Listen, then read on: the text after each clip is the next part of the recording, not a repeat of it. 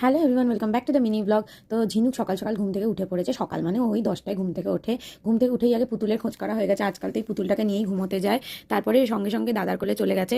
বাবা না থাকলে দাদা অন্ত প্রাণ, মানে দাদাকে ছাড়া কোথাও নড়বে না। ঘুম থেকে উঠেই দাদার কোলে যেতে হবে। এরপর ঝিনুককে খাইয়ে দাইয়ে একদম ফ্রেশ করে দিয়েছিলাম। তো ঝিনুক এসে দিদুনের পাশে বসেছে। দিদুন যেই ব্রেকফাস্ট করছে আর দিদুনের আঙুলটা নিয়ে নিয়ে চাটছে। আসলে ওর সঙ্গে ও আমার সঙ্গে এরকমই করে। তো এরপরে বাবা বাজার যাওয়ার জন্য রেডি হয়েছিল, আর কিছুতেই বাবাকে বাজার যেতে দেবে না। শেষে পর্যন্ত বাবা ওর থেকে লুকিয়ে লুকিয়ে বেরোতে বাধ্য হয়েছিল। আর এখানে তো ঝিনুকের দুষ্টুমি দেখতেই পাচ্ছেন, সারা দিন এরকম করে যায়। তারপর একটুখানি বাবা এসেছিল, মানে আমার শ্বশুরমশাই, তো সেখানে বাবার সঙ্গে একটু হাজার রকম খেলা করতে শুরু করলো। তারপরে সন্ধে হয়ে গেল। সন্ধে হওয়ার পরে ঝিনুককে নিয়ে একটু আমার শ্বশুর বাড়ি গেছিলাম। ওখানে গেলে ওর একটু মন ভালো লাগবে, নাহলে বাড়িতে বসে একঘেয়েমি লাগবে। তো সেখানে গিয়ে ঠাম্মিকে দেখে তো ওর আনন্দই আলাদা। ঠাম্মির সঙ্গে টাইম কাটাতে পারলেও খুব খুশি হয়। ওর জন্য ওকে রেখে যেতে এখনো পর্যন্ত কোনোদিন কোনো প্রবলেম হয়নি। গিয়েই তো ঠাম্মির কাছে মিমির বায়না। ঠাম্মি তো একদম মুড়ির কৌটো খুলে মুড়ি নিতে দেয়, তাই সেজন্য ওর আহ্লাদই আলাদা। এরপর ঝিনুক খানিক্ষণ খেলাধুলা করার পরে আমরা সোজা বাড়ি চলে গেলাম। আর বাড়ি চলে